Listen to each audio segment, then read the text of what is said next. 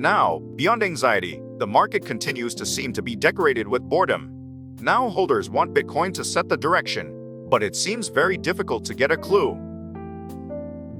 Bitcoin prices have fallen tremendously over the past 2 months, and the boring box pattern has continued, but strong signals are still being captured. When looking at onchain data and market conditions, there are still areas that can be hopeful and areas that give expectations. On the other hand, some analysts say there is a possibility of returning $30,000 due to the burst of Bitcoin price bubbles. Bitcoin's price flow is regrettable these days, but a meaningful analysis has been suggested regarding Bitcoin's macroscopic future. Analysts say that the emergence of Bitcoin-based bonds and Bitcoin dividends means that Bitcoin is now on track for the mainstream. Now, it can be seen that we are moving toward the settlement period after the transition period. Recently, Fidelity continues to release reports containing optimistic prospects for Bitcoin. This time, he said that even if sovereign countries question the fundamentals of Bitcoin, they should acquire Bitcoin with the idea of insurance. Fidelity predicted that 2022 could be the first year of the introduction of national Bitcoin. It's about buying Bitcoin as if you're buying U.S. bonds, and if this happens, I think you'll be able to see really interesting situations. In recent days, Ada Cardano is showing a significant level of market price increase. It can be seen that this is reflected in the market price due to a series of meaningful favorable issues. What's interesting is that when the volume of transactions increased compared to Ethereum, the gas fee decreased. It was a project that appeared to solve Ethereum's chronic drawbacks of processing speed and gas costs, but it has repeatedly been criticized for not being like Ethereum killer. However, looking at the situation this time, it can be seen that it shows itself as a substitute while improving Ethereum's problems. In this video, we will look at how to look at the Bitcoin market at this stage through the opinions of global experts. Then, let's get started. Bitcoin showed a temporary return of $42,000 during the day, but after recovering immediately, it is showing a sideways trend in the $42,000 range. Among Bitcoin investors, it is of keen interest when this boring box pattern will end. The Fear-Greed Index is still at 24, up 2 points from a day earlier, and extreme fear levels continue. Bitcoin dominance also continues to fluctuate in the 39% range. Regarding the current Bitcoin situation, Cointelegraph explained that Bitcoin has been trading near the average of $44.181 on 20 EMA over the past few days. The media went on to say that it is positive that the bulls have not pushed prices above this resistance line, but they are still not giving up. The media then predicted that if Bitcoin rises from its current level, the bullish will try one more time to surpass $45,456. In the meantime, he predicted that this could rise to a 50 EMA $47,680 and that the bull could face resistance around here, and that if it breaks through this resistance line and closes the closing price, it could rise again to $52,888. On the other hand, if Bitcoin falls below $41,725, Bitcoin can retreat to the $39,600 support line, which is an important level for the bull to defend. If the section collapses, Bitcoin prices may plunge to $30,000 due to intensifying sales. Cryptocurrency analyst Michael van de Poppe predicted that the Bitcoin cycle will rise higher and longer than everyone expects. He shared an analysis that Bitcoin will rise to up to $820,000 this cycle. He then honestly said that this analysis makes sense, followed by Bitcoin's assessment that this cycle is longer than the existing cycle, and that the existing 4-year cycle of Bitcoin no longer occurs due to macroeconomic effects. He stressed that the Bitcoin cycle will rise higher and go longer than everyone expects, and Bitcoin is a bullish market. The analysis shared by Michael van de Poppe was released by cryptocurrency analyst Bekule. He predicted that Bitcoin will hit a high of $550,000 to $820,000 this cycle. He explained that considering the 4 waves of Bitcoin, it will reach its peak between September 2022 and April 2023. Based on the existing Bitcoin cycle, this year is the year after the halving, so it will record a bearish market following 2018.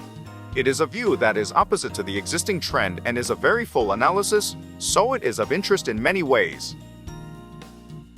Coindesk said technical indicators suggesting Bitcoin's rebound signal have been confirmed, explaining that the bearish market may soon end. Coindesk diagnosed that 10-week SMA is about to fall below 50-week SMA, which could be a sign of the end of the bearish market based on past data. Coindesk explained that Bitcoin had bottomed out and rebounded at least 25% after the market plunged due to COVID-19 in March 2020 or after such a bearish crossover was confirmed in early January 2020 and mid-June 2018. However, he added that there is also an opposite case that suffered a bigger drop after the first bearish crossover occurred in September 2014. Predicting conclusively is a part where you can feel how difficult it is. As the market situation is so chaotic these days, there seem to be a lot of people who are thinking about whether it is time to cut off or buy. Meanwhile, BlahBlah, a digital asset company, analyzed that the recent weak Bitcoin market provides an opportunity to buy Bitcoin cheaply. BlahBlah analyst Marcus Securia said in an interview with Dow Jones that the ratio of short-term holders is the lowest since August 2020, and this is a precursor to the Bitcoin rally. Short-term holders refer to investors who have purchased cryptocurrency in the past 3 months. Bitcoin has risen 500% since August 2020, when the ratio of short-term holders was low. Securia explained that short-term holders tend to rush to realize profits, and on the contrary, the low ratio of short-term holders for institutions and long-term holders over 6 months is a precursor to the rally. On the other hand, some predicted that Bitcoin could return $30,000 if the cryptocurrency bubble bursts. Paul Jackson, an analyst at Invesco, a U.S. investment company, predicted that Bitcoin prices could fall below $30,000 this year if the cryptocurrency bubble bursts. He explained that watching Bitcoin's large-scale marketing today reminds of securities brokers' activities during the 1929 Great Depression, and that it is not too much to imagine Bitcoin falling below $30,000 this year. He explained that he believes there is at least a 30% possibility. However, he cannot say that the scenario of returning Bitcoin $30,000 is certain. Last year, we talked about returning $10,000 in Bitcoin, but eventually Bitcoin rose to $69,000. Sean Stein-Smith, a professor at New York City University, analyzed in a Forbes column that the emergence of Bitcoin-based bonds and dividends means that Bitcoin is increasingly on the mainstream track. He said that the bonds El Salvador plans to provide as collateral for Bitcoin have not yet been issued, but the existence of such a product itself is a clear sign that Bitcoin is on the mainstream track. In addition, Nasdaq-listed and blockchain infrastructure developer BTCS recently said it would add Bitcoin stock dividends to its stock dividend payment option, which is also noteworthy in that it strengthens Bitcoin's role as an asset group for institutional investors. Umar Farooq, CEO of Onyx, a blockchain affiliate of JPMorgan, said the cryptocurrency industry is still in its infancy and is similar to the P2P file-sharing service Napster that appeared in the music streaming industry in the late 1990s. In the meantime, Napster may have been rough, but it is a service that has gained huge popularity. When CD sales by famous pop stars were at their peak, Napster users explained that they connected each other directly to share the music for free. He then explained that cryptocurrency will not disappear, but I don't know how cryptocurrency will change or evolve, just as we in the Napster era could not predict Spotify. Recently, Ada Cardano has shown an upward trend regardless of the flow of Bitcoin, raising interest. What's particularly impressive is that Cardano trading volume briefly surpassed Ethereum trading volume during the price surge. In a related development, AMB Crypto reported that Cardano ranks second in trading volume after Bitcoin and is currently third, and that ADA once handled $7.02 billion, beating Ethereum as of 24 hours. What's more interesting is that even though Cardano's on-chain activities soared like this, gas fee fell from an average of $0.45 to $0.38. Compared to Ethereum's average gas bill of around $30 per case, it's almost free. You can feel how much Ethereum's gas cost is fraudulent. Cryptocurrency analyst Lark Davis emphasized Cardano's good performance by sharing Messeri's real-time data. ADA founder Charles Hoskinson shared the tweet, and a massive influx into the ADA ecosystem has just begun. He showed confidence that it is January now. In fact, This is a remark that reflects Koskins's unique character who makes a fuss. But the recent progress is quite positive in data. In this regard, AMB Crypto explained that Cardano has completed 20 million transactions during its operation period of more than 500 days without interruption, and that the number of tokens and wallets has recently surpassed 1 million.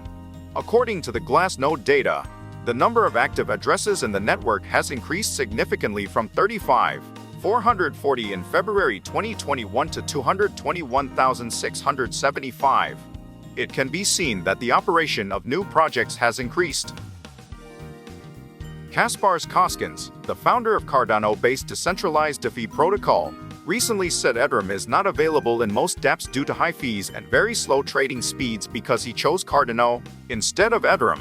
He also praised Cardano as the only blockchain that has truly decentralized because hidden whales cannot control it. Until now, there have been many cases where it has been criticized for its slow development speed, but I think you can definitely feel that ADA is making a leap forward now. According to a report released by Fidelity Digital Asset, a cryptocurrency subsidiary of Fidelity, this year is expected to be the first year of the adoption of Bitcoin in sovereign countries. Fidelity diagnosed that 2020 to 2021 was the year when institutions adopted Bitcoin, while 2022 could be the year when sovereign countries adopt Bitcoin. Fidelity then said many countries around the world are taking a strict approach to cryptocurrency regulations, but a full ban will be difficult, and predicted that if a full ban is made, it will lead to significant losses in wealth and opportunities. He compared China, which banned Bitcoin, with El Salvador, which recognized Bitcoin as a legal currency, and evaluated that time will tell which side will succeed. A lot of news has been delivered. I hope it helps you look at the market as a whole. Thanks for watching. This